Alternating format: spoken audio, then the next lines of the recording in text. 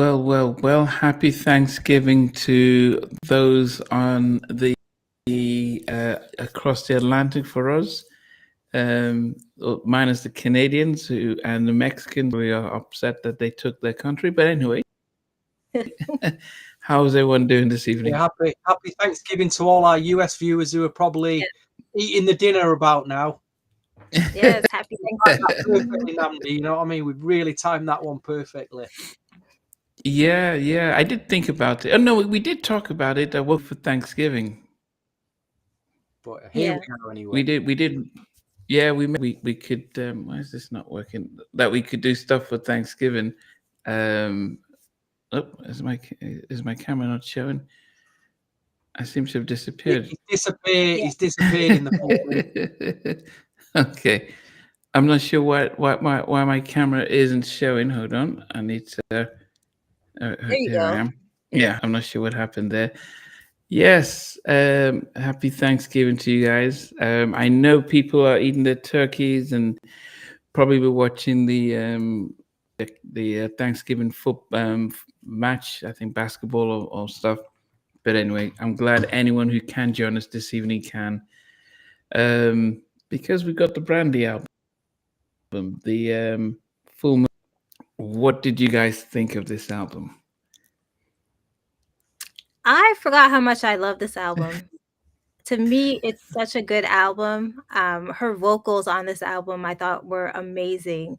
So I had a trouble putting the songs in order, because some of the songs it's not songs I would play constantly, but I thought her vocals were just insane on the tracks. And then some of the tracks are just, they made it through the test of time for me. So this is a classic one, I think. Wow. Stevie, I got your message about the fact that you were having to listen to it. How did you find it? I found it very incredibly well sequenced as an album from one track to the other. My memories of it, I did listen to it a lot back then. I found my CD. Ooh. I don't know if you can just see at the bottom here. Back then, I made this sticker, and I'd write down in numbered order the tracks that I'd listened to in which order. So I forgot I used to do that like 20 years ago. Wow. So I've got like 12 tracks there that I'd listened to in a particular order. But I'll be honest, coming back to it 20 years on, I realised there was only like 3 or 4 tracks that I actually remember. So going back and listening to it again was quite an experience. And because we've been listening to a lot of stuff from the 90s, the first thing that struck me with my headphones on was like, I nearly had a headache, because how the music file, the production, everything's been filled. The beat, the bass, it's like, oh, I was like, after 2, I was like, turn it down, because back in the 90s, they had to let the track breathe. A lot, we're crossing from analog into digital records, so there's a bit of breathing space in your. But with this, it's like Rodney Jerkins has just like he's thrown the kitchen sink at the production, hasn't he? There's so many beats going on and things in the production. I mean, I noticed as well that vocals there's a lot of vocal overlapping when she's singing. There's a lot of effects on the vocals, which I didn't notice back then, but I can clearly notice it now. Anyway, I've rabbled on a bit, but yeah, it still sounds great, and I think Rodney Jerkins put a lot of production effort into this album. It's almost like he put his life into it. So yeah. And Mackie says he expects him and Laura for you to have the same top 3.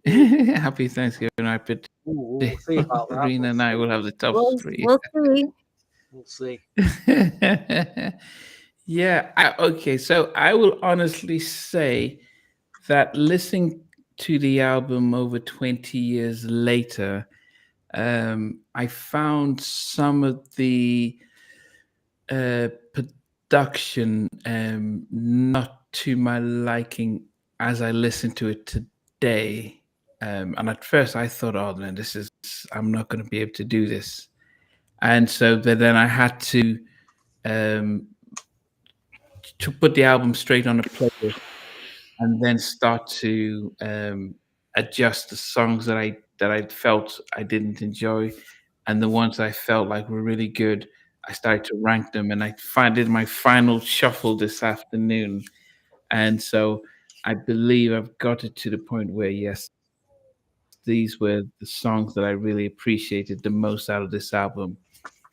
The album didn't do as Never Say. Is it Never Say Never Never? say never.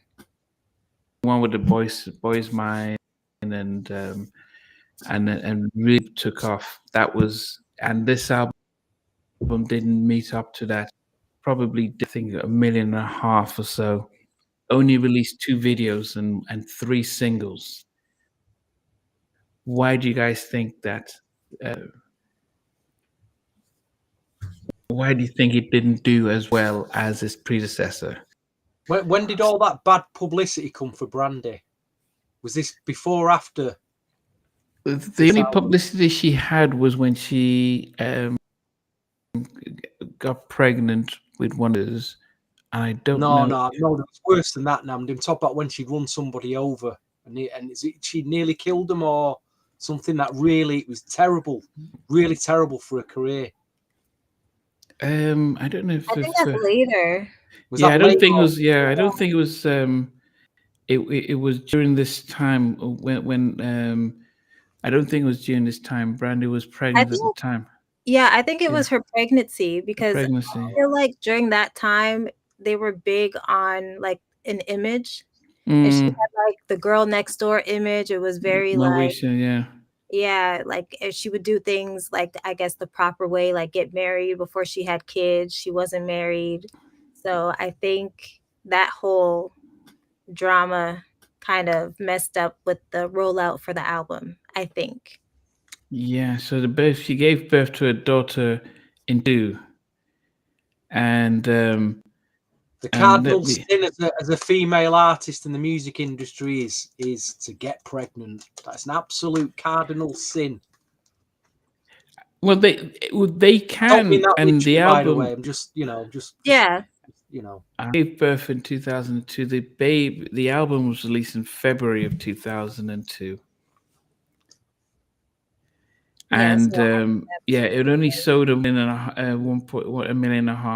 And Never Say Never, which came out 4 years earlier, did 16 million. Yeah. Wow. So you can start to see the massive difference between because they and then she she said she was getting married to the guy, and then the guy, I was like, okay, I have to. When we did that poll with the 4 albums in, was it this album we picked, or was it the Never Say Never? It was this album, Full Moon. It was Full Moon. It was Full Moon. Yeah, happy Thanksgiving, everyone. You know, this time period, late 90s, early 2000, this is where major labels they threw the kitchen sink at R&B in terms of like spending money. They were getting budgets rock albums had. They threw everything, it's just like, this is like peak R&B money spent at this period. So you can tell there was a lot of money thrown at this. The booklet in this, the photographs, the sound of the production, the producers on it, they're going big time on this. And like you said, how the songs were sequenced, like the order of the songs and how some of the songs ran into each other. Like it was done really, really well.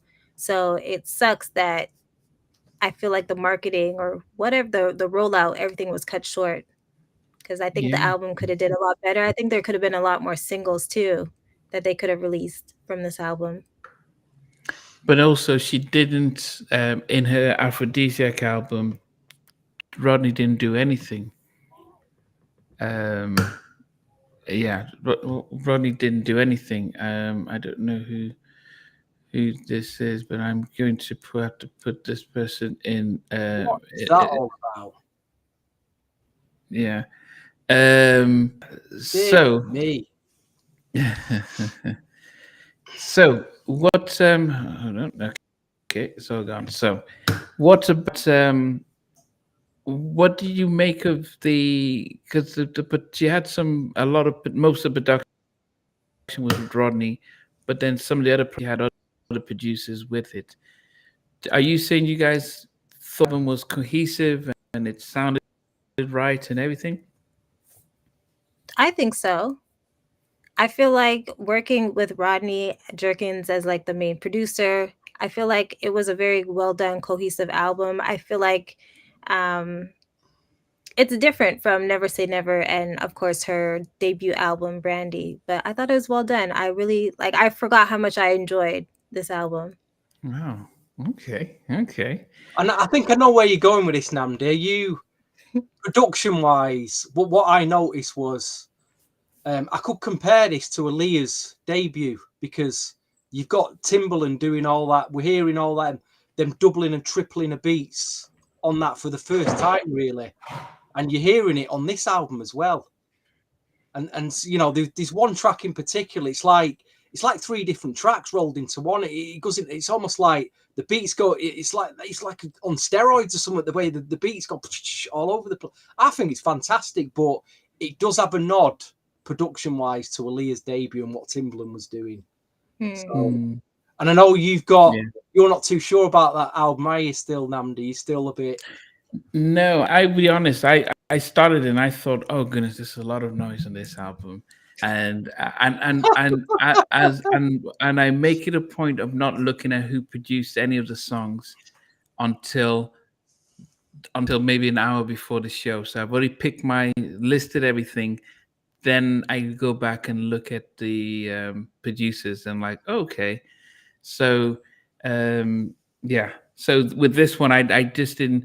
But I think you've got to understand that I'm this is 20 plus years later, and every week when I'm listening to 90s R&B, and I think my taste for music has shifted into a particular style that maybe 20 years ago I probably would have been a lot more into that. So, and Rodney can always be watching, so I'm mindful. But some of his songs made my top 5. And some of them didn't. So it was a very interesting album. Yes, Mac, yeah, we blocked the guy. So let us go. In fact, actually, when we do this one, I don't seem to be the order. Yes, yeah, I've been able to do that. Yes, yeah. So yeah, there was sometimes, folks, you got to take a bit of a roasting. You know, you got to take a bit of a roasting sometimes, folks. Mine tonight, you know. Yeah. So let us go, and he's asking me. I'm just wondering if it is still, yeah. But anyway, let us start off with. In fact, let me switch it around because. It is good to be able to get the different perspectives here. Let me, and actually, I think people will definitely be surprised. Hold on, people definitely be surprised by our selection. But I need to go into the chats because somebody seems to be making a nuisance. But Laura, do you want to go first and say what was what you started off with? Wait, are we still doing? We're doing top 10. Yes, we're doing top 10. Yes.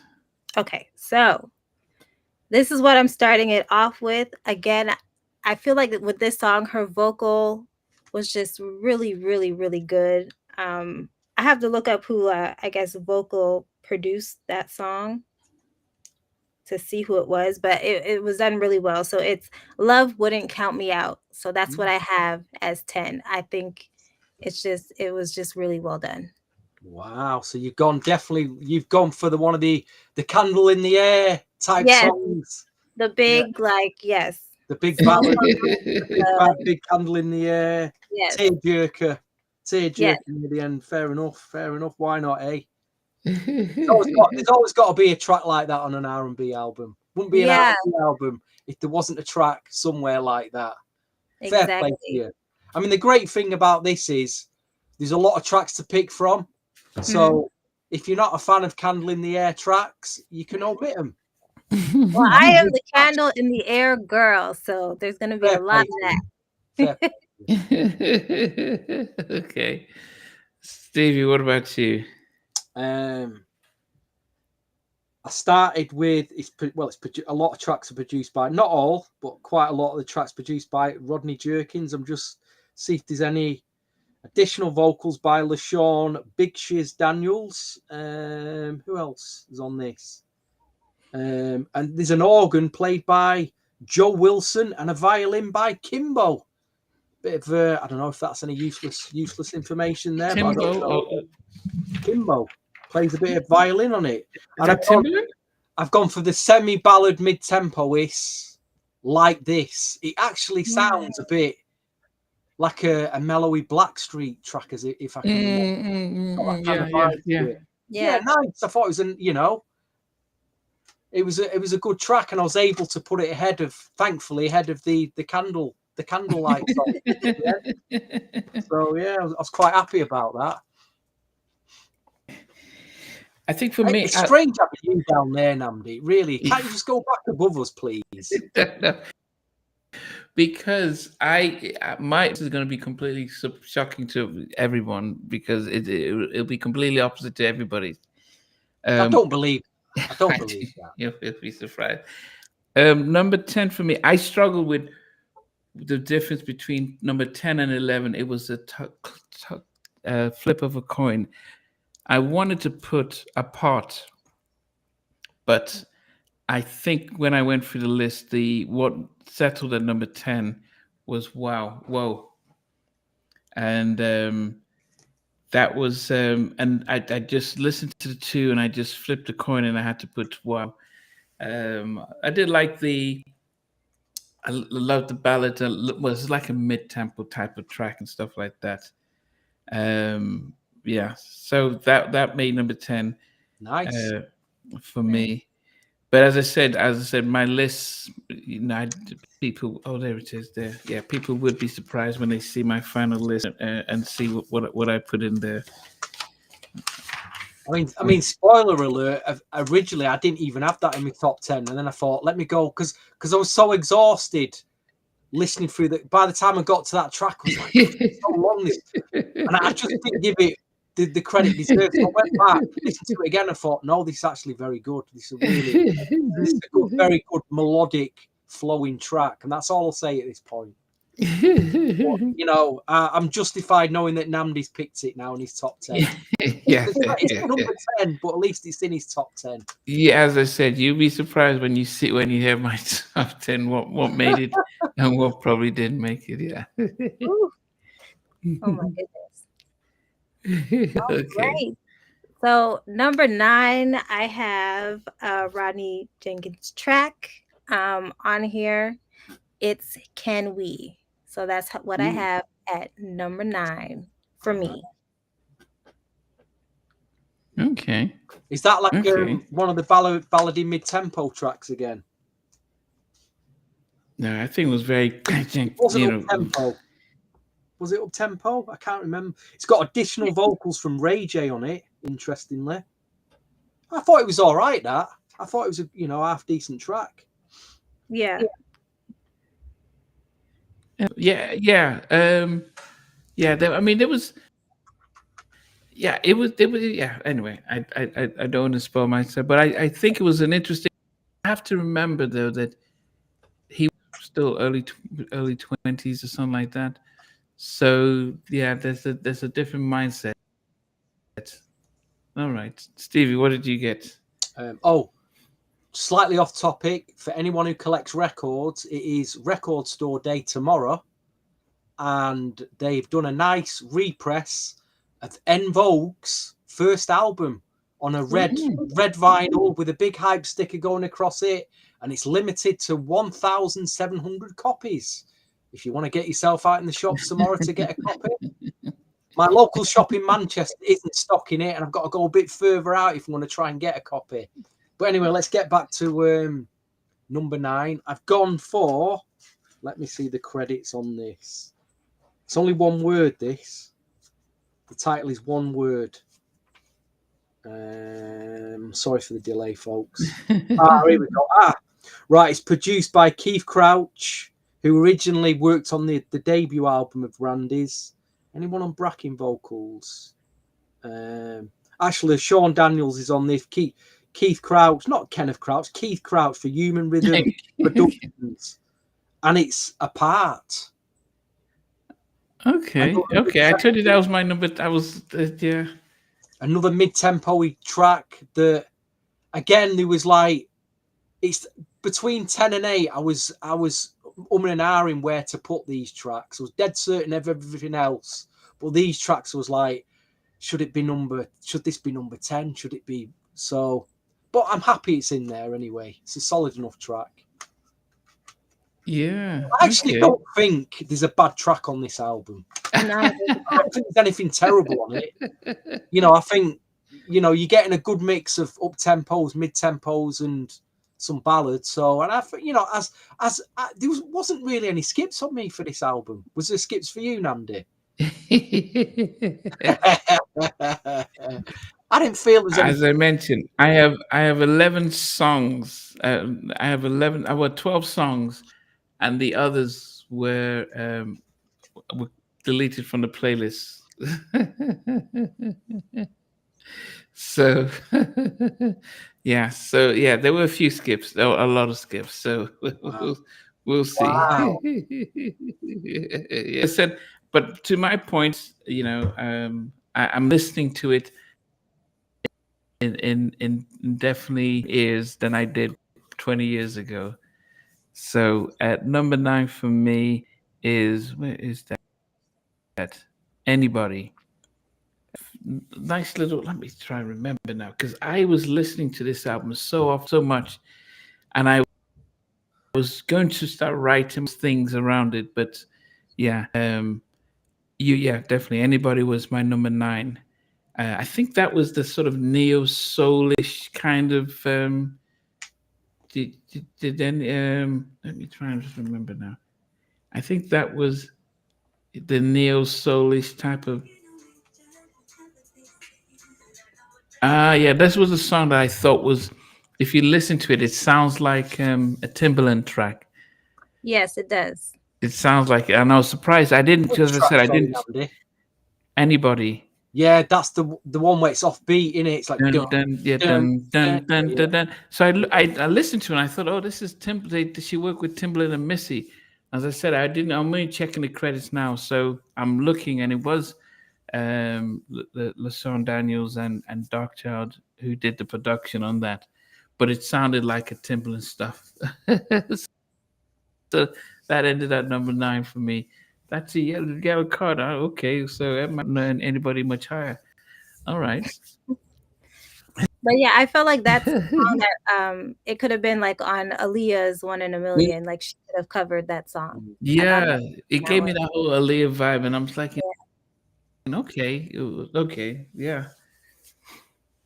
So what did you get for number 8? It's a good song. That's why, as I said, it made my top 10. Wow. And at number 9, yeah. No, it is a good song. For me, for number 8, I put Like This.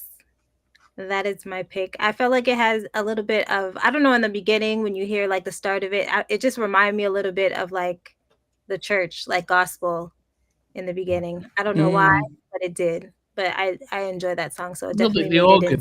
Not the organ. Yes, that exactly. That's it. So that definitely was going to make it into my top 10. So it's at number 8. It's interesting now that your 10 and number 9, what you've picked, them 2 tracks that you picked. I'm thinking, gosh, you picked them tracks. What have you left out? I think you could have left some big tracks out here. We'll see. It's like a chess game, this, isn't it? Yeah. You're moving pieces around. Yeah, and that's why I don't like to know what anyone has picked until he goes, I already know everyone's list. It just takes this thing of it. But just the fact that we're all going to be guessing and stuff, and Mark put it's not worth it. Well, like you say, you picked them 2 tracks that you picked already. What I call the candles in the air tracks. I know you picked them. You must have left some other, what I consider. I don't know. We'll see. There's a lot of tracks on it. So Yeah. Number 8, I've gone with, as we're discussing earlier, Namdi, the track that I originally left out and thought, no, I'm going to put this in. I thought it's quite good. This it's one of. I don't remember this back then, listening to this track back then. So it is a bit of a new, I feel it's a new discovery for this track. And it's wow. It's very melodic, very flowing. It's got a breezy feel to it. It does feel a bit different to the rest of the stuff on the album. I can see why they put it near the end. But it's a track that I'm probably going to play more now. Because like you say, it's a new discovery and I like it. I couldn't put it any further up because I just don't know the track that well enough to put it further up in my chart. So, but then again, I'm contradicting myself saying that because there's another track that I put high up that's completely blown me away that I just don't ever remember. So I'm contradicting myself. Okay. Yeah. So like this had backing vocals. So the guy who was singing was LaShawn Daniels, who was doing the and then the electric piano and organ was guy Joe Wilson. Okay. So it does have, and then even Darkchild did some of the organ, but and the violin with Kimbo. So that hold on. This track "Wow" is produced by Robert Big Bert Smith. I've not heard of him before. Recorded at Darkchild Studios. So maybe he was one of like Darkchild's hitmen who was hanging around, and Darkchild said, "Go on, have a go." But in respect to it, he could be like a really established producer that I've never heard of before, but more likely he's probably a hitman who go on, have a go, get on the board, finish this track off. Well, from number 8 for me was very similar to, well, it was like this. And I listened to it and I thought, okay, this is it did have the churchy stuff, but it was also kind of where the neo soul vibe was going. That was a kind of a neo soul type of yeah. So I thought, okay, that was a nice little stuff. The father of LaShawn Daniels, was he the father of Brandy's daughter? Oh no, it's not LaShawn. It would be someone. I think someone that Stevie named. Keith Crouch. No, not Keith Crouch. Anyway, I can't. Yeah, he was one of the producers. He's of Darkchild producers. Yes, but we'll grab the name. Oh, it's Robert Big Bert Smith. Okay. Yes. Okay. they had him. Robert Big Bert Smith. Yes. Oh yes, it's him. I see his pictures. They had him sit down with Brandy, and like, yeah, we're getting married, and you could see him like the rabbit in a headlight, like, yeah, we're getting married, because they had them in the interview. So this is, we can't wait to get married and have the baby, and he was like, yeah, sure, yes. Oh my goodness. Yeah, it wasn't great, yeah. But anyway, yes, that's it. Bonus 79, and yeah, the father of Brandy's daughter. Anyway, Stevie, what did you have for number 7? No, Lorena, did you have your number 7? Lorena. No, I didn't do number 7 yet. So number 7 for me, I put "It's Not Worth It." That's what I have at 7. Wow. Done. Is it a wow, like a good wow or a bad wow? Well, it's in your chart. It is in your chart. I thought you'd have had that a lot more higher, actually, but what do I know? I know. It's hard. Okay. Wow. What did you put, Stevie? Just thinking, why is that number 7, do you think? Well, there was other songs that I liked more. But it's a song that I would definitely play. Like, it's It's a really good song. But yeah, it landed at number 7. There were some other songs that I just connected more with. Interesting. I thought you guys would be all over that track, but again, what do I know? Right, this. Oh, let's talk about. I'm not actually. There's one track on here that I thought was a gospel track, and it sounds very gospel-y, but the lyrics are not gospel. Did you pick up on that? Oh, I think I know which one you're talking about. Maybe I won't mention it in case one of you might have picked it, and then we can talk about it. If none of us pick it, I'll come back to it at the end. Okay. But for number 7, I picked All in Me. I got that one, and I'm sitting there thinking I can't bloody remember what it sounds like now. I did. Really bad, isn't it? That's really bad. But it's at number 7. It's produced by Darkchild. It's about where is it coming? Yeah, it's number 6. Comes in at number 6. So that's the one that has a lot of changes in the beat. Yes, that's the one that I was saying earlier, where it sounds like 3 different tracks all melted. Because at one point it goes on like it just explodes, doesn't it? Like a firework. Yeah. And I'm just that production and the way it's put together. Thanks for reminding me about that. Because now I can talk about it. That production just blown me away. I don't know how he did that. I mean, that's next level production stuff. That most producers can't do that. You just don't know how to do that. Was that happening a lot during that time? I don't think so. No, that's what I mean. Most producers today just would not get their heads around doing that. I mean, there's bits here where he's kind of like slowing the track down, then reversing the track, and then there's just he has learned a lot from Teddy. You can tell he's learned a lot from Teddy Riley, because there's a lot. I'm not saying he's not taking any of Teddy sounds, but some of the tricks and things that Teddy was able to do, he's kind of took it to a next level. I can hear it on this album. Yes. But I think a lot of the producers from that time, like the 2000s, I think a lot of them were influenced by Teddy. Yeah. Yeah. And especially they started to. The drum programming became the centerpiece, and then adding the other sounds to it. Unfortunately for me at that time, there was a different type of sound that I don't know. I wasn't a big, massive fan of that particular sound. But number 7 for me is it was a song that secretly features the vocal guest vocals of Michael Jackson. I know exactly what it is. Do you know what track that is? I don't. It's Lorraine. It's the one that Lorena picked. Really? Then it's not worth it. You don't hear Michael? That's why I was stunned. I'm even stunned. The pair of you. But Mary needed a big yellow card for this. Oh, I can't believe it. Yeah. So Michael's the recording Invincible. When he opened his mouth at the beginning there, I nearly died. Oh my God, this is Michael Jackson.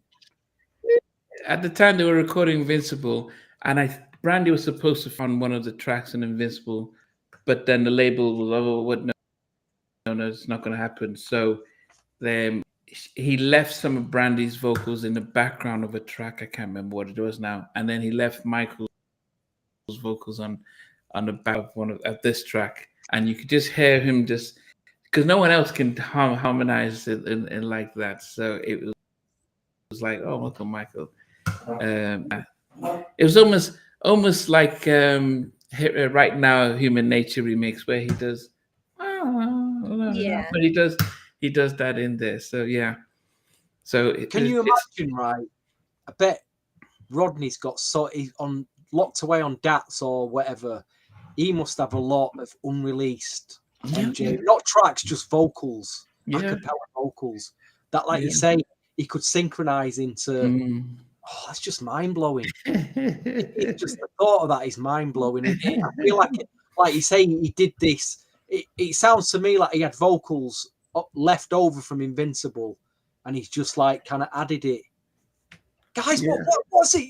What number is this? You got this number 7. Number 7. Number 7. You had it number. What did you have it? Number 7 as well, Lorena. Oh, dearie me. Yeah. Yeah. He deserves more kudos and deserves more flowers than number 7. Well, I will say it's better at number 7 than leaving it off. Yeah. Because you think that's how. I mean, how many songs were on the album? So let me just try and remember now.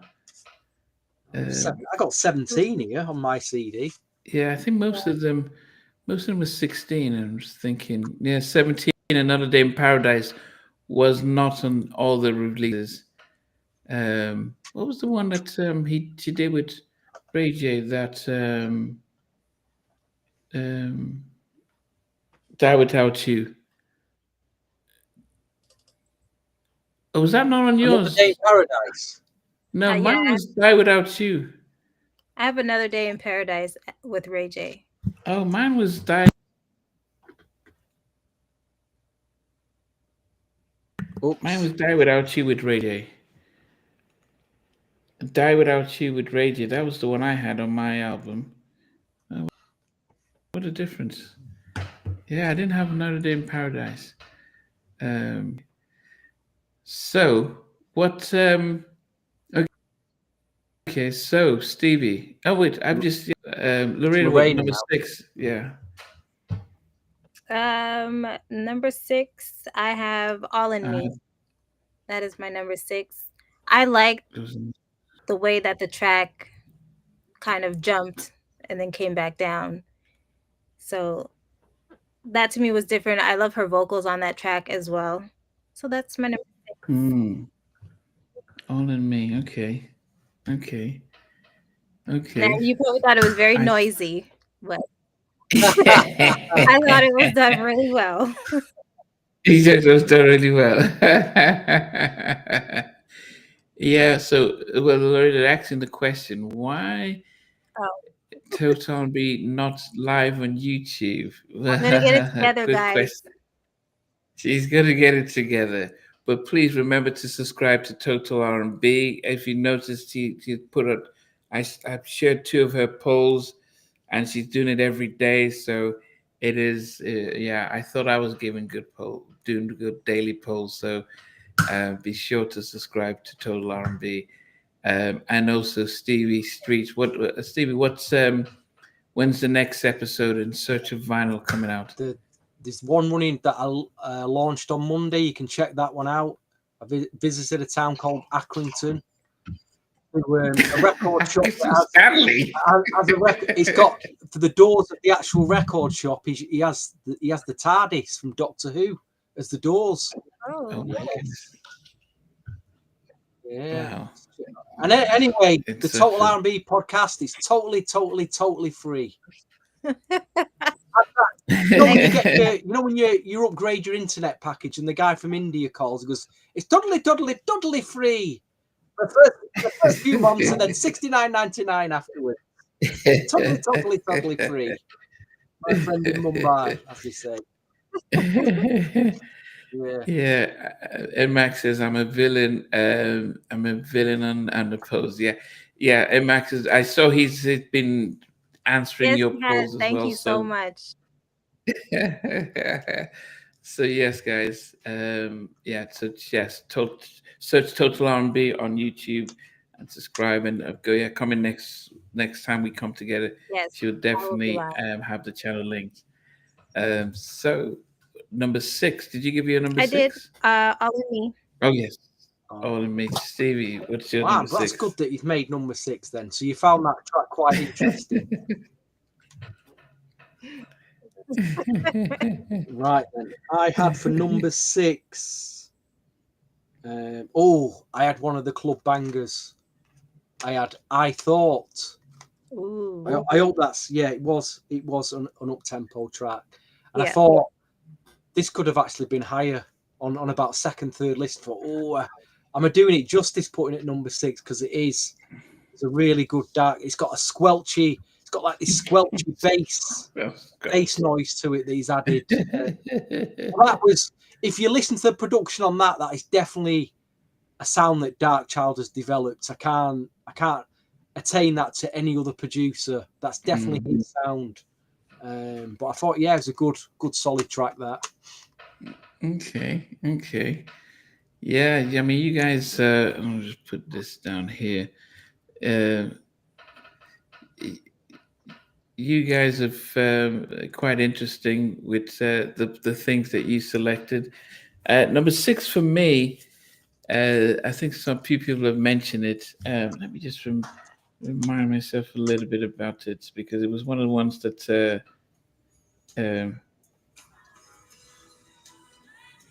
yeah, it was a song that I actually thought that Diane Warren did with what's her David Foster. Oh no! But it wasn't. I'm seeing Rodney Jerkins. I didn't realize he did the production with this, but he didn't write it, so that's probably. But he did a co-production, and it is Come a Little Bit Closer. It was, I think we showcase her vocal talent much more on this than we normally would.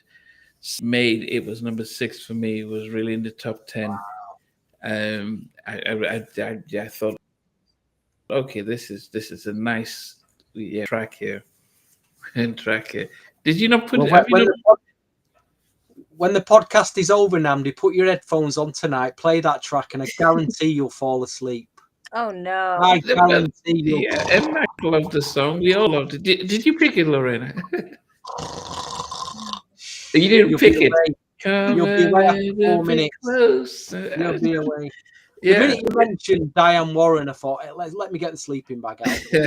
Let me get the sleeping bag out. Beautiful track. It is. I will agree. It is a beautiful track, but just not a part of my top 10. It's not part of your top 10. Okay. Okay. What made you number 5? So my number 5, I think this is the song Stevie was talking about a minute ago, saying like how it has like a gospel feel, but the words are definitely not gospel at all. And so you can tell me if I'm right. The song is He Is. Yes. Bang on. Yes, so that is my top 5. He Is. I'm happy you picked it because I didn't. Because I know, because that's another Candle one. So I know. I was annoyed because I thought, great, we've got a gospel track here, but the lyrics weren't gospel. No, not and I'm like, please, you should have just made that a gospel track and stick it at the end.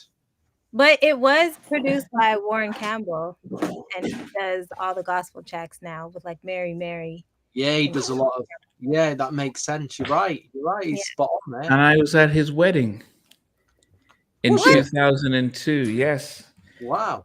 I was at his wedding in 2002, and I was living in Los Angeles at the time, and my girlfriend at the time, who lived in the Bay Area, was best friends with Erica's and younger sister, and so she came down from the Bay Area, says, "Oh, my older sister's getting married. Do you want to come?" And I didn't know Warren Campbell, but I knew Mary Mary, and like, oh, Mary Mary's, one of the Marys are getting married. And so, yes, we drove there. I was, and shook hands with everyone. So when I interviewed Warren, I said, "Guess what? I was at your wedding." And he was like, "What?" I said, "Yeah, I was at your." He was shocked, and then he said, and I said, "Yeah, your wife's younger sister." He said, "Which one?" And I didn't realize she had 8 sisters or something like that. I'm like, oh shit, I can't remember the name of your sister. So it was, but I was there. But yeah, as I said, I didn't know Warren as a producer. If I had known he did all the Mario stuff and all the Death Row production and stuff, I probably would have been a little bit more. No, it was just the fact that, oh, look at Mary Mary right there and at the wedding stuff. Yeah. But that was So, but he was cool. He's definitely. I mean, if you listen to Tupac's 9% of the or 80% of the production playing the keyboards and stuff was him. Suge Knight didn't give him any publishing credit on it because he didn't he already signed a publishing deal somewhere else. And Suge Knight says, "Well, if I need to own all the publishing, so I'll give you the money, but I can't give you the publishing." But he did all the stuff. So anything that you had Johnny J on it, he was doing all the music, and Johnny J got the publishing credit. Oh, Yeah. wow. Wow, what a story that is. Yeah. Okay. Mac actually thought that you had He Is as in your top 3, so he says, "Well, there goes my predictions." No, sorry. Stevie, what about you? Number 5. I thought it was Lorena. You keep getting mixed up, don't you? No, I put He Is. Oh, right, okay. So the number 5, I've gone, I think this big lead-off single from it, if I'm not mistaken. What About Us? I've got it. Number 5. It's made my top 5. I don't know. It's like I listen to it, and there's times when I really, really like this, and then there's other times, and I think it's a bit pedestrian. But it had to be in my top 5, probably because I've got good memories of hearing it in clubs when I was going clubs in the early 2000s. I mean, I'm a bit old there, don't I? Like when I was going to clubs 25 years ago. Yeah, we actually went to clubs 25 years ago. But I like this track, so. But I think it's a fantastic track. It is a fantastic track. Not quite number 1 for me, unfortunately, but it's in my top 5. It had to be there. What about? Okay. Okay. I went with a track produced by Went to His Wedding with and Von Campbell. He is, and definitely was a track that really said I didn't know who produced it at the time, and yes, I can see it being I could see the heavily influence because Warren's dad is a pastor, and now Warren's is a pastor at the church, so you can hear the influence in it. That was the official 3rd single, but there was no video for it. I think the album was I think the album disappointed, and they just moved on. I think the first publicity and the lead single didn't help the sales, and so they didn't even release a video for this, and we didn't see Brandy, and probably maybe it contributed to her and Rodney parting ways after this album. But it was the 3rd single, but no video, and that was the end of the album. So He Is. Brandy did a lot of writing on this, and co-production as well. You have a very powerful momager. She's taken good care of. Yeah. All right. Top 4. We're at 4 already. We're flying through this. Yeah, I didn't think we would. Ooh, okay. So number 4 is one of my favorite songs on this album. It's Nothing. I love this song. I thought it was done so well. See, that's why it was so hard, like putting them in order. And I guess that's how It's Not Worth It got put, back at 7, which is, I know, it's crazy, guys. But yeah, Nothing is my number 4. Okay, Stevie. That's a good choice, because I was going to say there is some very deep R&B cuts on this. The one you just mentioned, Nothing, was definitely one of them. And that's where I put that track as well, at number 4. I went for Nothing at number 4 as well.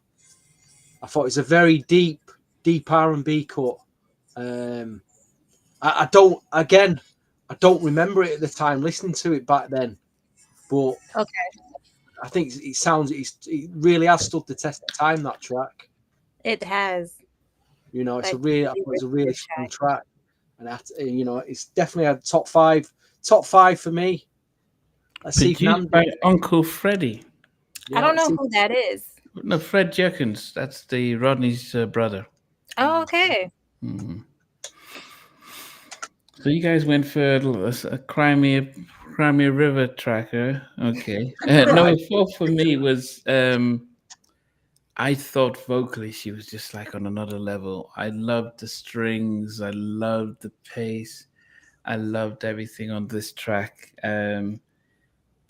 It probably could have been bumped up by one, but I think it was you know, I loved the piano that was playing throughout it, and it there was sort of a mixture between an orchestra and an R&B band, and it is Love Wouldn't Count Me Out. Wow. Um, Vocally, she was just in there. I was like, wow, I just love the gentleness of it. And I thought, why didn't they start the album with this? This would have been the first single, come out like Tony Braxton's on Break My Heart kind of thing with that type of stuff. And, you know, then we would have seen a different side.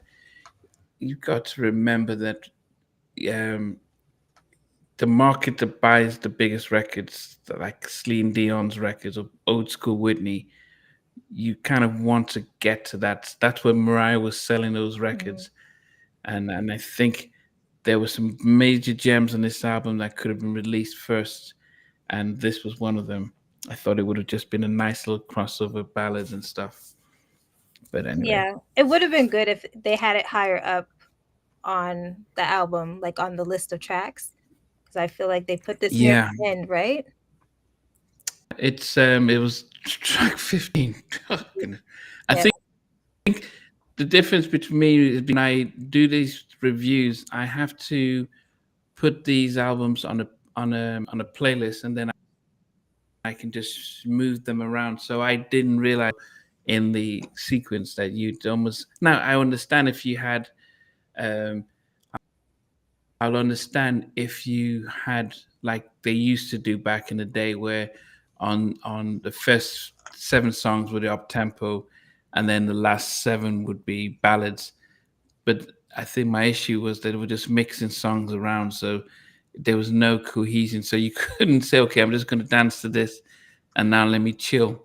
But anyway, so "Love Wouldn't Count," just beautiful, beautiful track at number 4 for me.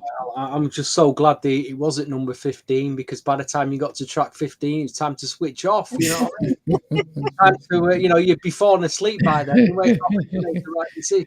Send you off to sleep, that track, Namdi. You know? Send you Yeah, off. but do you think it's because we're so used to now having, when we listen to albums, there's just like 10 songs? Like, we don't have long albums anymore.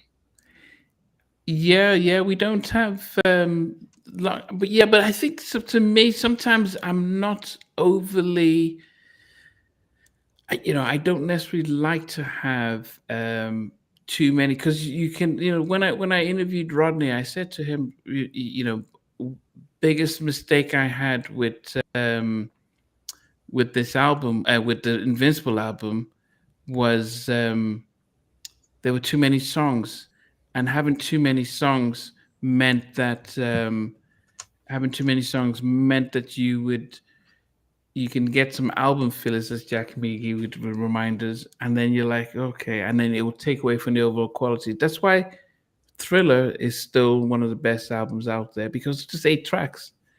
Make It Last Forever, 8 to 9 tracks. So Guy's debut album, 8 to 9 tracks, or was it 10 tracks? I can't remember. But it's just like, then you can say that was never a bad song on that. So most of the classic albums were so just 8 to 10 that you can say, oh man, that there was. In fact, Quincy was talking about that we didn't have any space, so we had to bump Carousel off, or we had to. It was almost like every song had to be perfection. Yeah. And then in the 90s, it was like CDs gave them more space, and they just packed 15, 17 songs, interludes and all. And it's like, you don't stand a chance of having a great classic album with too many songs on there. That's true. And they Yeah. also had like the hidden track too. You had to wait a little bit, and then another song would come on. Yeah, I think what Stevie, we did one album that had that after Jodeci. I think it was a Jodeci album where you got to wait about 5 minutes into it before the song comes on. It's like, come on, you know. I mean, you could have done this as well if they recorded 15 tracks of the album and put out 10 tracks. They could have used them other tracks for like B-sides of the singles to help sell the single more. You know, if they didn't have the budget for a remix, they could have, you know, an edit of the A-side from one of the album, then put like an unreleased non-album cut. Some used to do that, so it'd make you go out and buy the single as well to get that exclusive B-side track. So okay. all that's gone now. Anyway, it's all gone. All that sadly, it's all. We've just got memories. It's all gone. Yeah, memories. But as I said, I was never. I mean, M. Mac is saying was 4 years between albums, so she might have been compelled to put out more songs. But you know, why don't you? DMX put out 2 albums in 1 year, and they both went platinum. You know, you could have, although he had to fight with Def Jam to get that done. But yeah, you could come out the next year and put out the albums and stuff like that. But yeah, I think if you wanted to, I don't think people were thinking about classics and thinking about this could be, you know, 10 years, 20 years down, or people remember it. So 10 beautiful songs.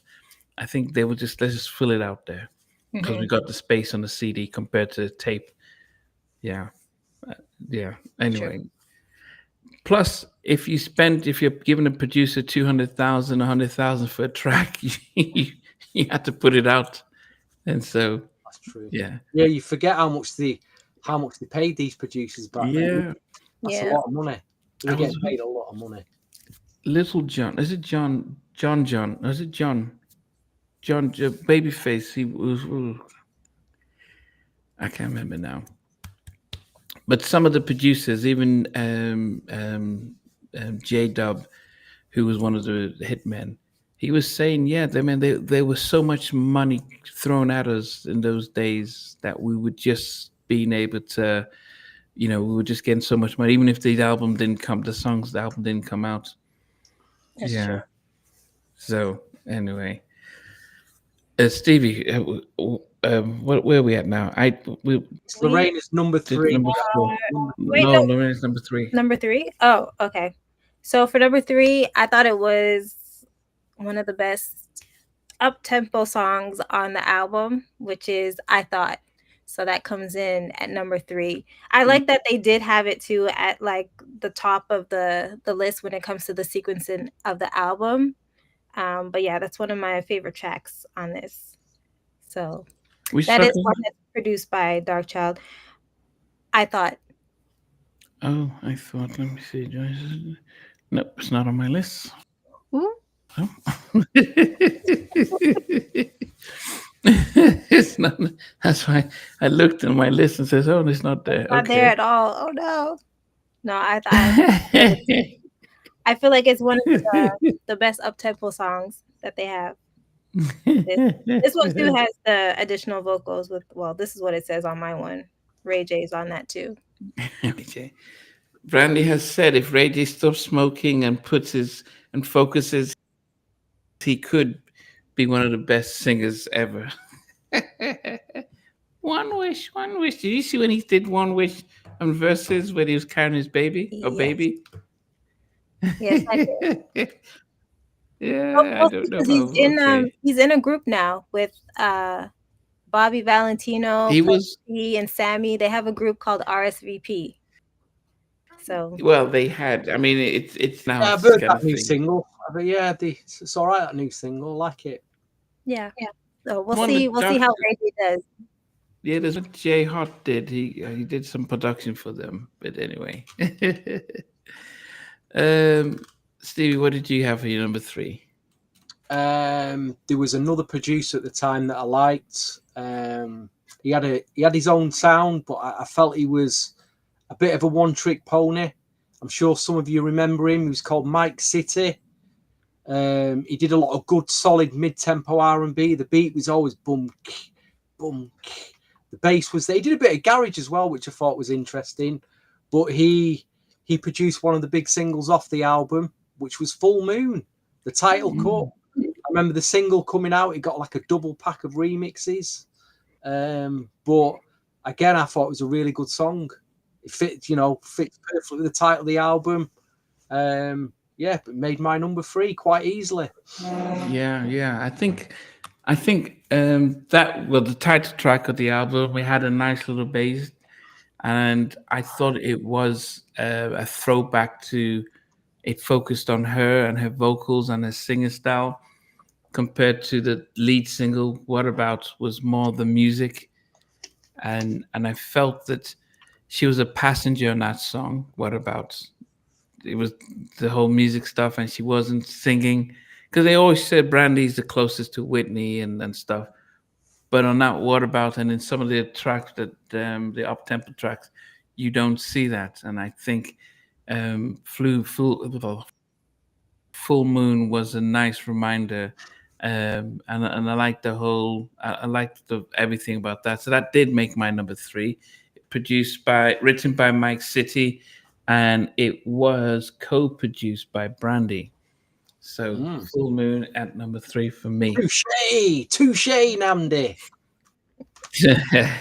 I mean, it just wouldn't count me out, which was very hard. I was like, oh goodness. But I wonder if Full Moon wasn't released as a single, because that's probably the most memorable song on the album. And so I listened to it, and there was a sense of connection. I know that track. But it was definitely a nice vibe as well. Yes. So Full Moon number 2. Number 2. Number 2. All right, so back to the candles in the air. So my number 2 track is When You Touch Me. Oh, that I feel like that is just a classic Brandy song. I think she sounds amazing on this track, and so yeah, it's one of my favorites. So it's at number 2 for me. Wow, that song. Wow, that's a very. I wouldn't put that in the candlelit. No, I'd put that in the deep R&B category. Oh, okay. I think that's a real deep R&B cut for me. That. But okay, no candle, no sleeping. It's an excellent, superb choice. It's a superb choice. And Andy's listening again because he was like, oh, should I remember that or not? But there's a very important credit in that track on the vocoder. And Mr. Teddy Riley plays the vocoder on it. Yes. Yes. So, interesting. Anyway, my number 2. Unless you've got anything else to say on that track, Lorena? No. Okay. Number 2 is probably my best. Again, I don't remember this track at the time. I'm kicking myself because this is my real discovery this week. Playing this, I'm like, why did I not hammer this out back then? Because I just think it's an absolutely stunning track. It takes a while to get going. There's a telephone conversation going on, and then it builds up, and then there's this heavenly angel voice that appears out of nowhere, and you're like, oh my God, that's Michael Jackson. That's Michael Jackson appears on the track.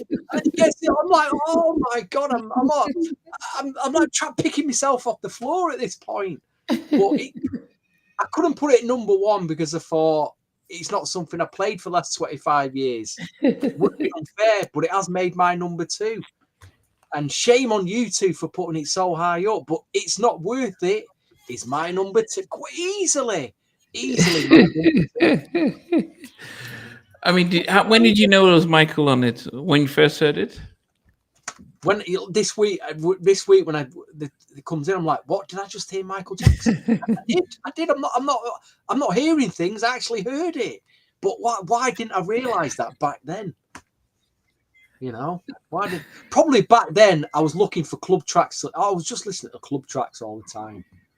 You know, that's probably why. So that's probably okay. I would say that one of the things that is hard doing this list, I think, is the fact that it feels as if I'm on a set of a movie, and we spend 3 months on the set of a movie, and then when we film our final scenes, like maybe the final episode of Friends, and like that's it, guys, and that's it. I pack up the song and off to the next, and it's like songs that I'm going to miss when I stop doing this episode and I move to the next, and nothing is gonna be one of those songs. Wow. I goodness, the whole, it was produced by Fred Jerkins and Brandy and Rodney and LaShawn Daniels. Why that wasn't released as the first single, as much as I think it had more of a staying power, it was such a Brandy song, such a like, oh damn, this girl can sing. Nothing is at number 2 for me. I thought it was like, okay, I mean, it took a special song to be able to knock this number 2. We'll get That's there. a great choice, that number. Yeah. It's a good choice. Yeah. Okay. Yeah, So Lorraine, really good choice. before you get to number 1, let us go to some of your honorable mentions. And so if you had like a down or something like that, what would you, before you get to number 1, what would be like 13 or 10 or Oh, well, I didn't know how many we were doing, so I just put an extra 2. So, yeah. I would say one of them would be Wow. That track is just, it's amazing. It didn't make my top 10, unfortunately. Like, I wrestled with putting that in the top 10, but I can understand why I do get why you left that out, because I did at first. I get it. No, it's hard. It was going in and out. It was hard, but yeah, I definitely put it as an honorable mention because it's such a good song. And then the other one was Anybody. So I left that one off too. But again, another good one. Like I said before, it reminds me of something that Aaliyah could have recorded as well. I just felt like there was other songs that kind of defined like Brandy during this time, so I went with that. But yeah, those are the 2 honorable mentions that I have. Yeah, pretty solid. Okay, so what's number 10? So for me, number 10, I have Love Wouldn't Count Me Out. Then at 9, we have Can We. At number 8, Like This. Number 7, It's Not Worth It. Ooh. Number 6.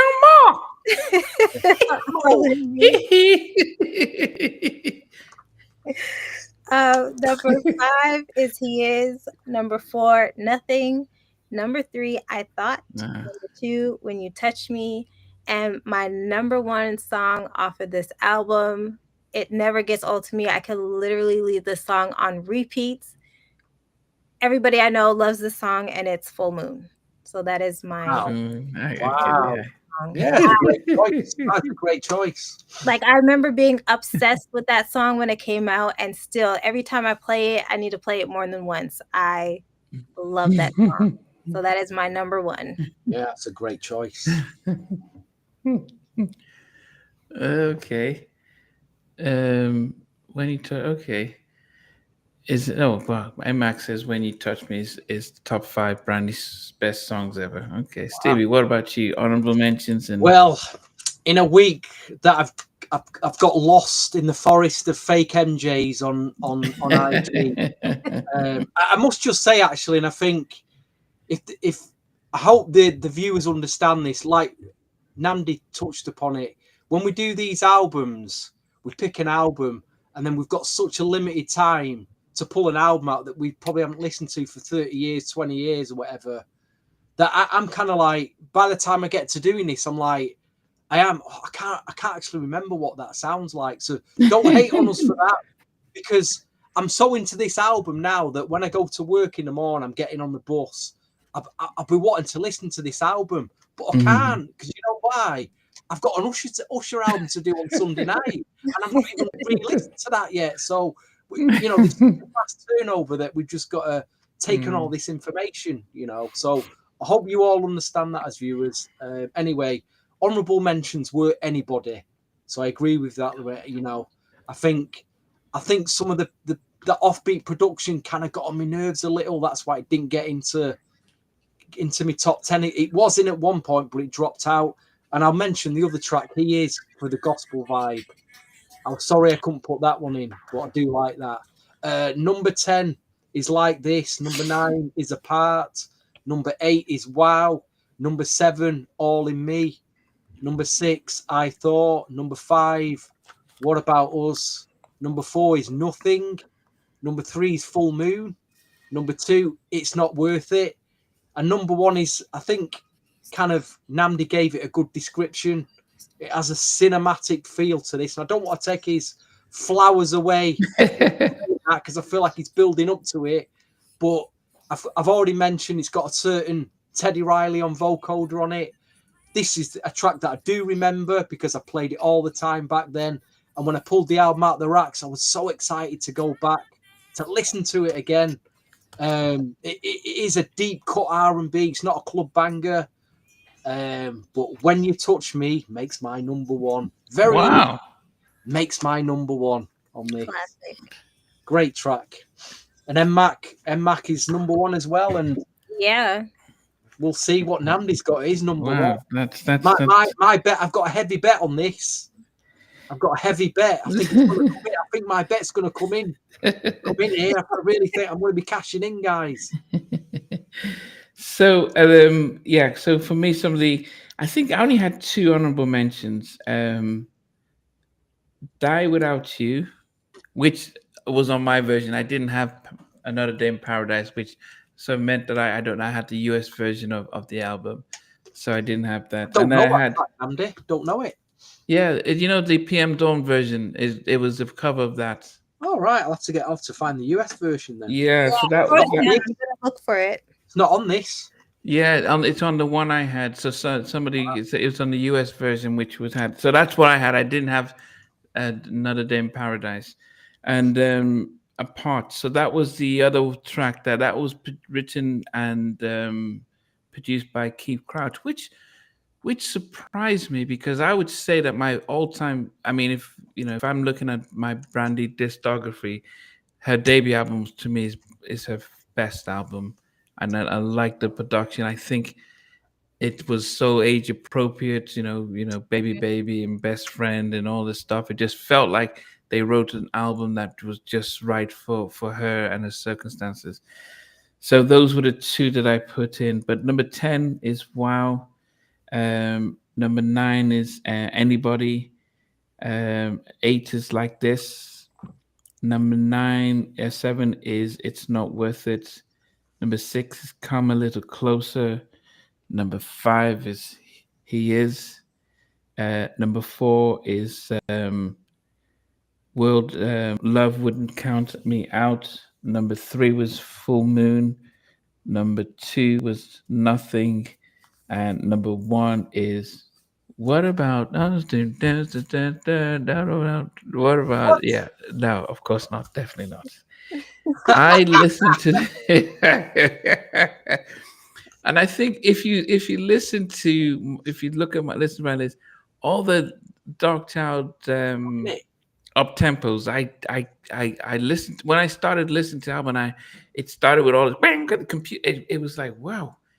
I think one of the things that I struggled with was it felt programmed. The music felt programmed.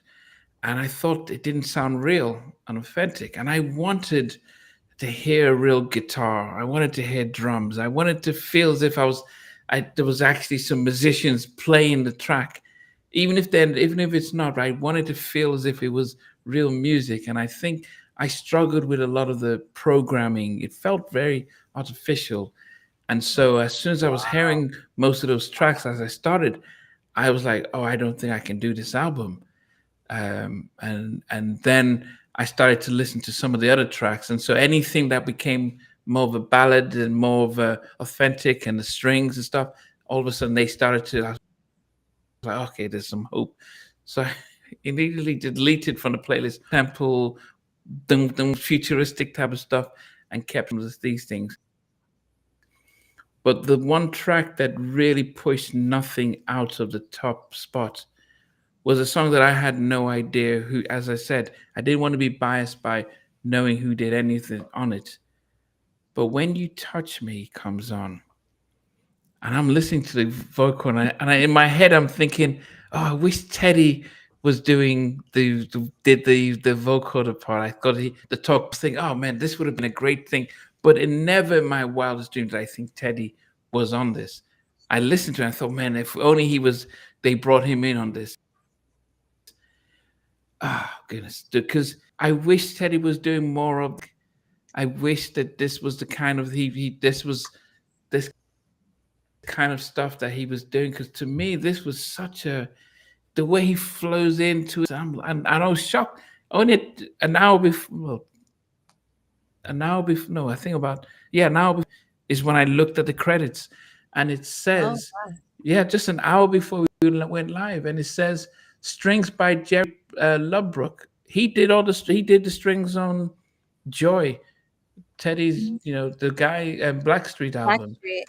So if you look at some of any Blackstreet stuff, Jerry was the guy they bring in to do the strings. And I looked at the bottom, I said, Talkbox, Teddy Riley. I'm like, oh my goodness, I had no idea. And so that then cemented the fact that this was by far the best song on the album. And I'm thinking, why did they use it? It was this would have been, when Changing Faces would would Stroke You Up, or they would bring Get Out and all those ballads, and it would just slowly build up. And I thought that this would have definitely been an album, a song that would have just been out there. But maybe, I don't know. And who did the production? It was Doug, isn't he? He did the production, and he brought in Teddy and stuff. So I think that the label and everything missed the trick on that. But unbelievable, this is a celebration track. Yes, it definitely is the best out song on the album. Lorena, you didn't rate much as Full Moon?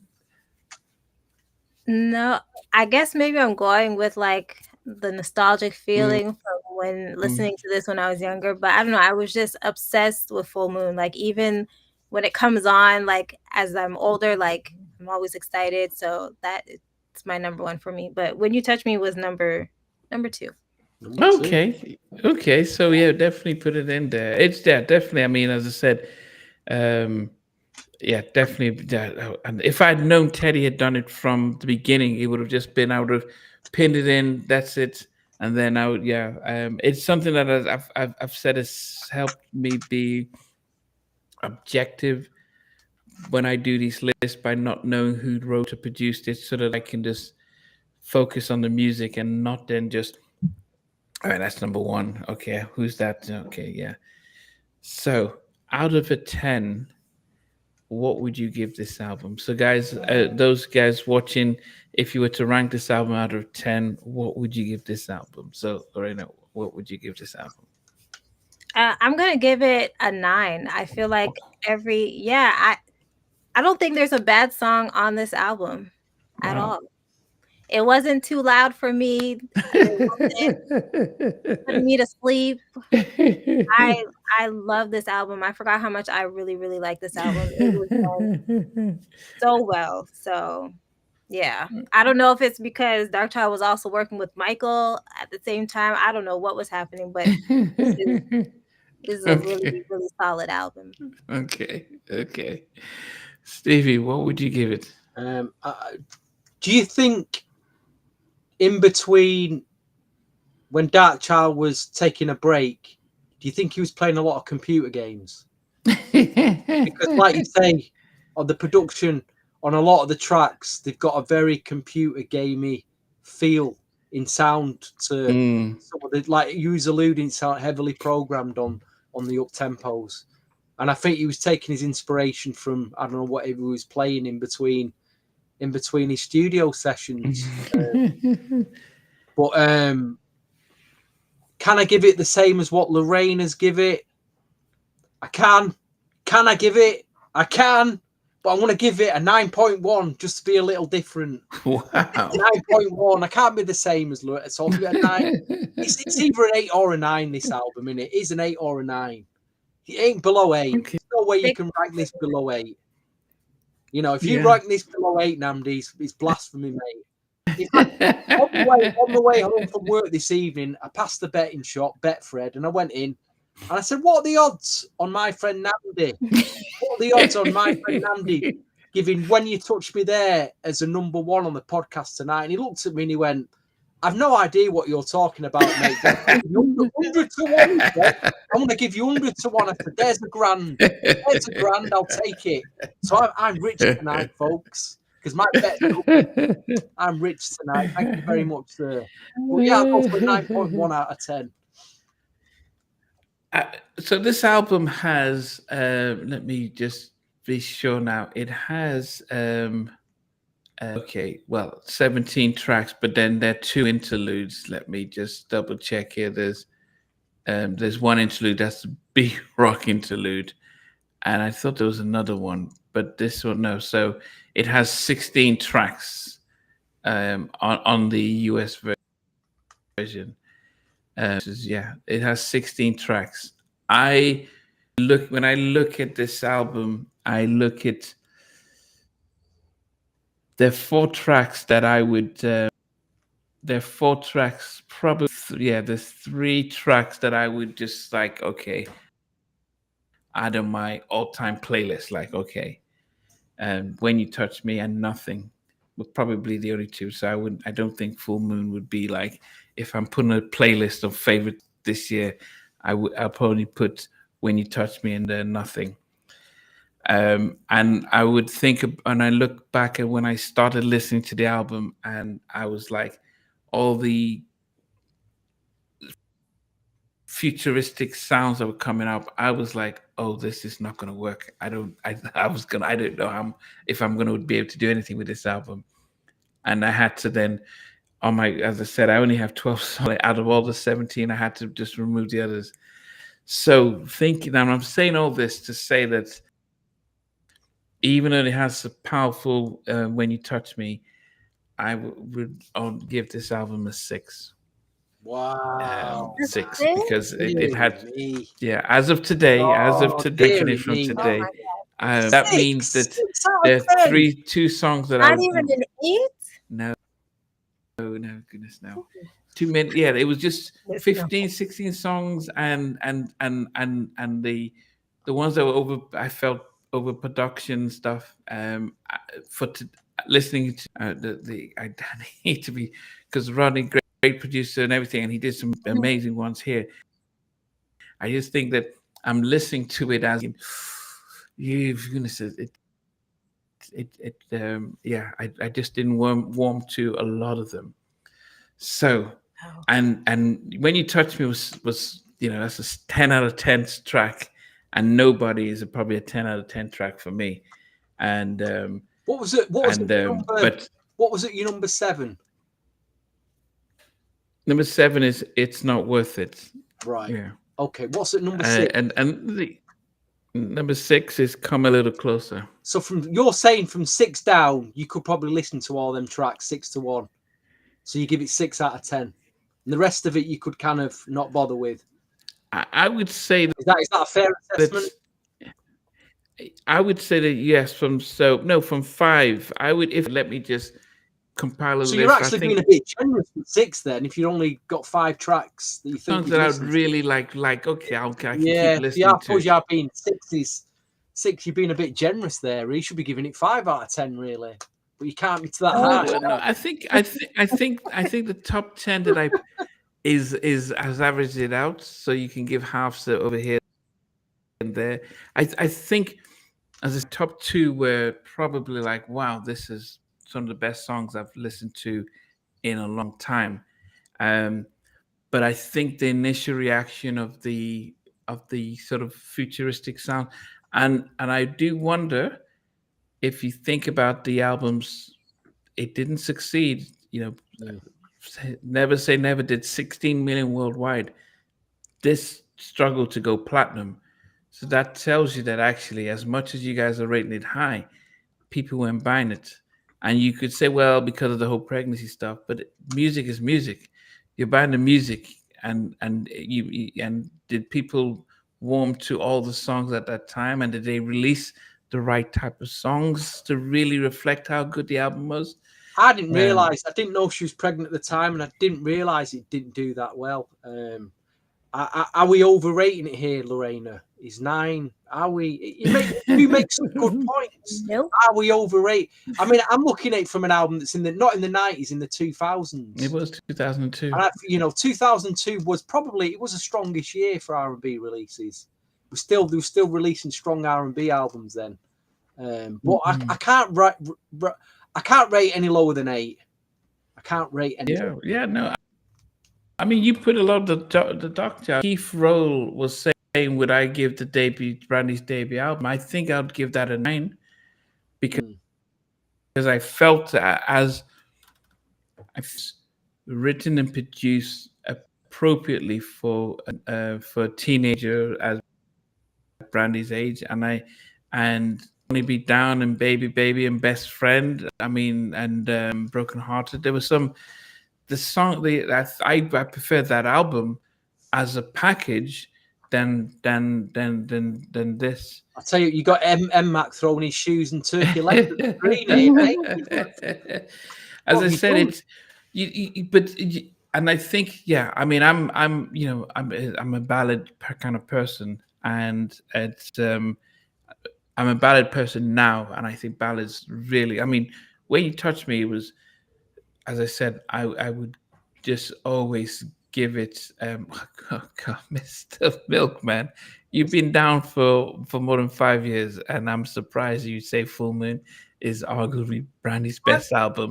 I'm telling you, it's 9. I'm telling you. Oh, goodness, Mr. Milkman, I did not know how that is possible. How is this better than Brandy's debut album? I mean, so good. Like her vocally, she's grown so much compared to that first album, which is still good because I mean that's one of the first albums I've ever bought on my own or listened to or was gifted. I don't remember, but this is such a good album. Like everybody.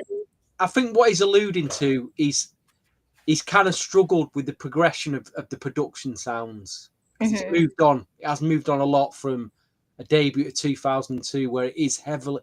I do get his point. Some of the tracks are heavily computerized, programmed, and it's like Marmite. You either love it or you hate it. I was able to move along with the different production sounds till it got to trap, and the way he's talking about Darkchild days, the way I feel about trap production, because I just think the distortion levels, the engineers and the mixers turn in trap. I just can't. It's distorting it. I can't. My ears won't allow me to listen to it. But it sounds like your break-off point is the early 2000s when everything was turned up and pumped and churned out. And I understand that. I do understand it. Yeah, I mean, there was. There's a point where you listen to music and you reach a certain age and you can't tolerate things as much because you just can't anymore. So we did Aaliyah's 1 in a Million. Now, at the time, I just thought that it was a Timbaland and Missy production throughout, and I didn't give it the space when it came out because I just thought because I didn't buy it at the time. When we did the review, I was so shocked by the variety of songs on there, and I was so shocked with the full richness of her vocals and the production that I rated it higher than I thought I would when we started off. And I think if I had to pick between the two, I would always go for 1 in a Million compared to this album today. and I would just say it was just more so that it didn't feel. I mean, I think, yeah, as I said, you either love what Rodney did with those productions, and let me try to think about. If you listen to the Full Moon track, then at the end of it, he calls Brandy on the phone and says, "Yeah, listen to this." And yeah, that last, I'm like, what the hell? It was like a computer. So and I'm thinking, yeah, that sounds great. And I'm thinking, what the song out of that? And I was thinking, what was going on back then? It just but I think too, it was like the Y2K theme that was happening. Yeah. I'm not that. Yeah, you're right. Yeah, and I think maybe if you listen to the album at that time, too, when it came out, I would have definitely a different appreciation when you I listened to this album. If this probably, I would say I've listened to all the songs at least in 5 days. So I just played on. It's in my car. As soon as I get in, it's on, and I'm listening to it, and it stops, and it play. So I'm listening to it, and I'm thinking, okay, all right, goodness, okay, and then I had to remove those tracks from my playlist because as I said, I was like, wow, so this is where music went to, where we've lost the live instrumentation. Think about, I've listened to Anniversary. Go listen to Tony's Anniversary. Hear Jubu playing the guitar and the whole vibe of it, and that was what I was like. And then I'm hearing the programming, and I'm thinking, that doesn't feel real. It didn't feel like real music, and it felt like she was doing auto-tunes. And I'm thinking, you can sing better than 98% of the female vocalists out there. We needed your vocals and the harmonies, the stacking of her vocals. It felt so artificial. Y2K, that I think they did the same with fan mail, with TLC's fan mail. They took away from, let's just hear their vocals and stuff. And I got disappointed with the fact that the music took over and the singing became secondary. And in the songs we picked, they focused on her vocals. They stripped things back. And I was able to showcase her vocals, and I was like, oh goodness, there is an album there. But if I had to be honest and then think about everything in context, I couldn't give this album up to 7 because there were too many songs that I just didn't feel. As of today, I could. To be fair, you've really extensively there, and we you have extensively backed up the reasons why you give it 6 out of 10, and I can accept that. I can.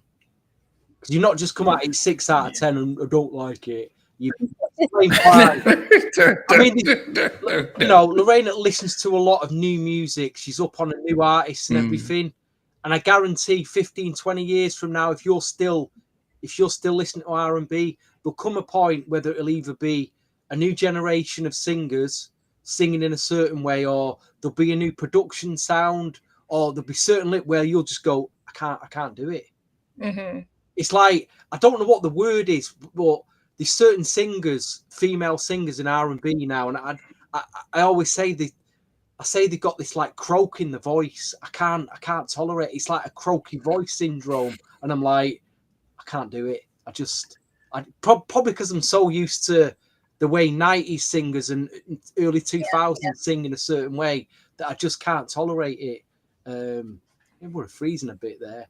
I mean, or in a very depressive way. Dare I say this? You must have heard of Georgia Smith. You're probably well aware of Georgia. Yep.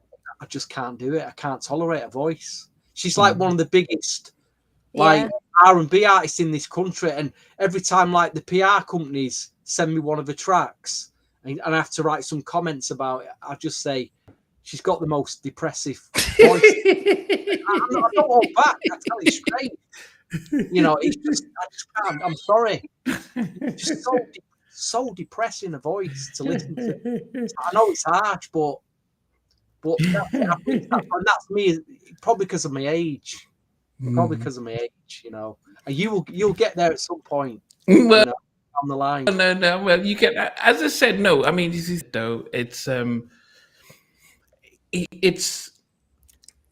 I think if you think about the fact that the album didn't do well, reflects on why. What you couldn't just be because she was pregnant. What was it about her first singles, and what was it about those types of songs that people didn't if she was connect pregnant, with? she couldn't, you know, as much as the record company have to promote the album, she herself she's got to get out there and promote it. There was still, back then, you still went out, you know, doing gigs, record stores, radio stations. Yeah. Done that as much if she was heavily pregnant, you know. And I hate to say it, and I'm not saying this is a sexist thing, but it is for a female artist in the music industry to get pregnant. It's a cardinal sin. Yeah. Well, Shanice, you know, when I female artist, you've just got to tell them, if you want to go all the way to top, please don't get pregnant. Well, the Face Records dropped Shanice when she was 6 months pregnant, and she said, "But I don't have, you know, I can still record my album, and then before to come out, I would have had the baby and everything." But like, yeah, you know, so they, you know, that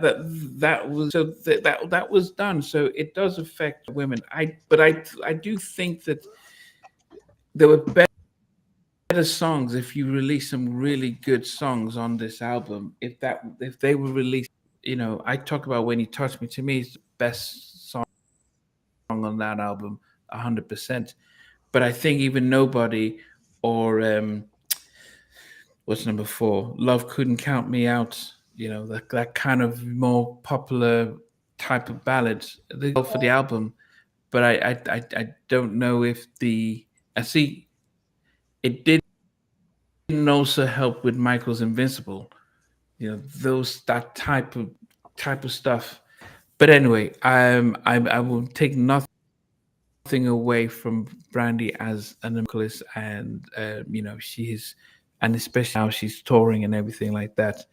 I still have always just her debut album, and I can't. And even if we had done Never Say Never, I'm sure that there were some other songs that changed. You know, that they were a little bit different and stuff. Yes, but and it's strange because I was nervous about, okay, you know, taking nothing from Rodney, you know, and because he gives me his time. And I'm looking through the comments, making sure he hasn't commented stuff. We did an episode. What was it? We did an episode, Stevie, and he did comment. I can't remember what we did that day, what we were doing, but he was watching, and it was the Teddy Riley versus Babyface versus Jimmy and Terry. So he tuned in for that, and he was commenting and giving his comments on that. So, I'm sure he'd be able to handle it. I'm sure he'd be able to take it what he said this evening. I'm sure he's a big guy. He'll understand. Oh yeah, goodness, and yes, as I say, he's graced here twice. Really, he's just took you off speed dial, mate. He's just took you off speed dial. And what happened? He connected me with Stanley Brown. He said, you know, he connected me with Stanley Brown. So. Yeah, I appreciate him.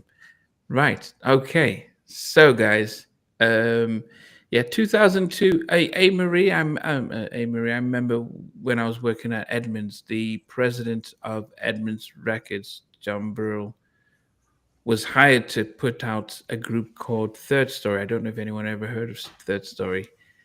So Rodney did their lead single, "Get With Me." Yeah. Yes, with Joe Burden. I love that. Love that track. Me too. I was the guy who had to. I was the guy in the marketing and promotion. So we'll get the flyers. We'll go to the schools, places where they were doing shows. We're giving away albums, promo albums. Wow. And I'm coming from a background. My background is in finance and management marketing, and I'm thinking, you're spending all this money. So they were doing posters and CDs, and just giving the whole album out as a promo. But I'm thinking, But why? Why are you just spending thousands and thousands on a group that hasn't come out and giving the album for free? Now, of course, this was just Napster time. So once somebody gets the album, they can upload it and stuff. So it made no sense. And, you know, that was, yes, I was working at the time, and I was working with the kids, the guys. I was there with them. We'll go to the shows and do tours and stuff like that. And I was doing promotions, so having to call the radios to see what was happening. And Nokia from Drew Hill was the A&R from Def Jam, being assigned to work with them and stuff like that. So some of the clothes they were wearing, like the shoes, I'm there when they bought the trainers, and then they were doing the graphics on them. And I was at the admin building. But I was digressing to say that during the time I was there, the guy who was supposed to be running it, who came from Sony, he was also running his own label, and he had this young Asian lady, or you look Korean, and I remember when she came into the office, she was wearing very tight shorts, high heels, and she strolled in. And every morning you come to work, and all he'll play isn't Third Story. It wasn't. It was now that we found love. Every morning for 3 months. This was back in Heavy D January, now February. No. Marie. Oh, why don't we fall in love? He'll come into the office. When he comes in, he's playing Why Don't We Fall in Love? But he's playing a song from his own artist on a different label at a later, and then he's got his own artist he's supposed to be working with. And I just didn't understand. So of course, when the album came out and blew up, I was like, I'd heard months earlier. So that was interesting days working in the label and stuff like that. And then we subsequently was paying for all of these artists from his own budget, because he was signed with Sony. It was interesting being behind the scenes and stuff like that. Wow. But anyway, that was in 2002. I remember Usher came out with what was Usher? Usher came out with You Don't Have to Call Me. So the Neptunes were also bang time as well. So those were the sounds. All right, guys. So we thank you for tuning in. Those who are massive Brandy fans, forgive me for not appreciating the Full Moon album as much as you guys. We'll have to do that Faith Evans album next, aren't we, Andy? Yes. So we will and confirm our date, because these were the 4 albums that we put out: Donnell, Faith, Brandy, and we did the other one, which I can't remember. What was it? That was Aaliyah, 1 in a Million. Yes. I don't even know how we even picked those 4 albums. Why we picked those 4, but those were the 4. And so Faith came in last. So we'll do Faith in a week or two. So we'll put the date up. So Faith's debut album, as soon as I get home, and I can't remember the other songs right now. Happy Thanksgiving to those in the States. Lorena's out in Canada, so French-speaking Canada, so they don't care for Thanksgiving and stuff for you guys. Ours is in October, but we don't really celebrate. We have like Indigenous days, so yeah. Indigenous days. Okay. Yeah, we celebrate what we do. I forget the name right now because I'm so tired, but yeah, it's like an Orange Shirt Day, and we do things to commemorate that. And you guys eat moose on that day or something? No, we still do like the traditional Thanksgiving dinner if you do still do it, but yeah. Okay. Moose for me. Eat moose. Yeah, that's is that like a massive the big Maybe further up north? I don't know. Okay. But she's in French speaking parts, so she eats frogs' legs. You. Goodness. Anyway, guys, so we appreciate you guys, everyone who contributes with your list. Faith Evans' debut album, Faith, is our next show. I think that would be on the 7th, but we'll double check. This Sunday, VJ and Andrew Knight and myself and Stevie are going to do Usher's debut album, which is a classic album that, compared to Brandy's debut album, it's not age appropriate for this poor young boy. So we will be doing that on Usher's debut album for Sunday, but we will be back on the R&B podcast. But don't forget to subscribe to Total R&B Podcast. Totally free. Totally free. Yeah. So appreciate you guys. We appreciate, and we will see you. As I said, we'll see you either Sunday or the following Sunday. We'll see you next full moon. Sure. Take care. Hey guys, thanks for watching. Thanks for being a part of Halftime Chat. Please remember to subscribe, share, and comment.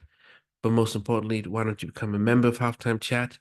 We've got amazing videos, amazing perks, and being able to support the channel. But anyway, thanks for watching. Take care. I never participated in that kind of. And somewhere in between us for even loving us, on which I didn't miss you with. What was it like growing up? She's still making an impact on 4 houses down.